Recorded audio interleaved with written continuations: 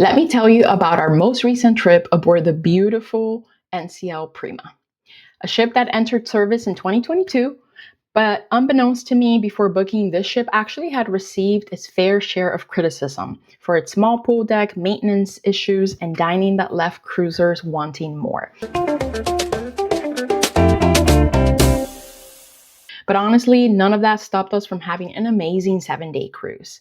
Let me start with our stateroom. We stayed in a balcony cabin that featured a king bed for mom and dad and a pull-out sofa for the kids. We absolutely loved that setup because during the day we could tuck away the bed and the kids had room to play without feeling cramped. Outfit check. I can't tell you guys how tiny I felt in my body on this trip. Tiny in a good way. I'm really enjoying mirrors again, and if you've been on a weight loss journey, you know exactly what I mean. Now let me show you around the ship. One of the first things we checked out was the glass walkway, which completely gave the sensation of standing directly above the crashing ocean below. It's equal parts beautiful and absolutely terrifying.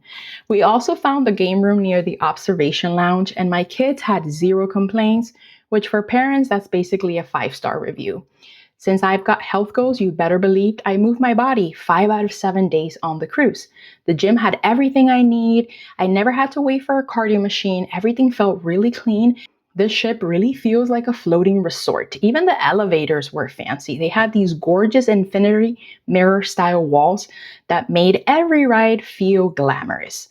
The theater was beautiful. It transformed throughout the week, and we even got to see a version of The Price is Right live. The comedy club, however, was tiny. I think you could literally fit 24 people in there. And if you know me, you know I also made a few contributions at the casino. Did you guys know the casino accepts donations? Because I definitely made several. Now let's talk about the food. We did try 4 of the specialty dinings on the cruise. The Italian restaurant Onda and the Latin Asian inspired Food Republic were both excellent and lived up to the hype. Now my favorite part of the trip wasn't the ship. It was the stunning turquoise waters of the Caribbean in St. Thomas and Tortola. Because one thing I've learned after years of cruising is that the Caribbean rarely disappoints. Unless it rains, then it absolutely disappoints. Now, the food. I did not hold back. I ate everything. Yes, that is me enjoying a hot fudge sundae from the local. And honestly, I've only one person to blame, and that's Amy Loses It.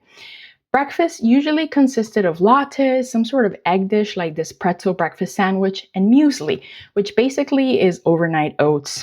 For lunches, I had a lot of salads. Yes, that is ranch dressing because we're basic over here. And also my kids became real adventurous eaters somehow on the cruise. I hope the chef back home doesn't get offended. Hold on, that's me. For dinner, I gravitated towards a lot of seafood entrees because I do love fish.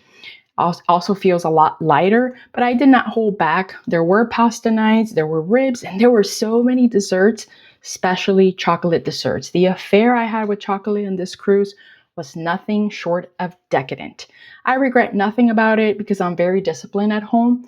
Plus, I read somewhere that chocolate actually helps lower blood pressure and reduce inflammation, so really I was doing this for my health. I'm kidding, don't come for me.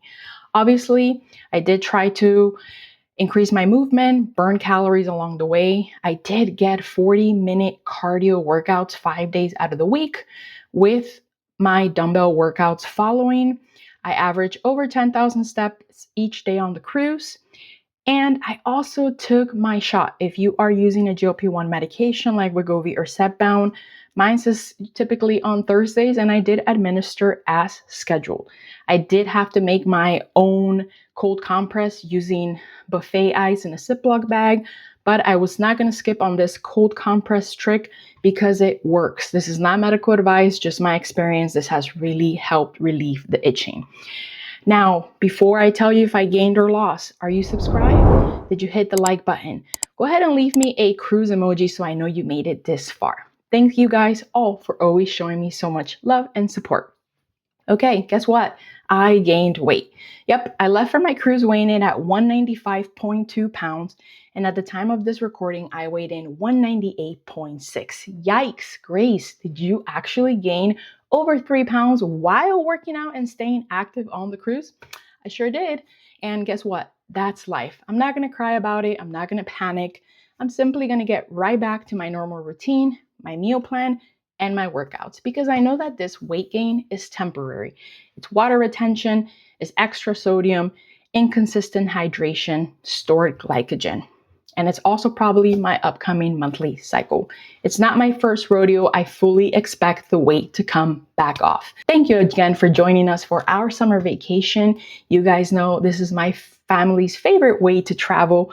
I cruised throughout my entire weight loss journey, and I have no plans of stopping that. We still have plenty of cruises planned for 2026, and I'm gonna keep pushing forward and continue to work towards my 100-pound weight loss goal. Friends, until next time, let's keep losing the weight. Bye.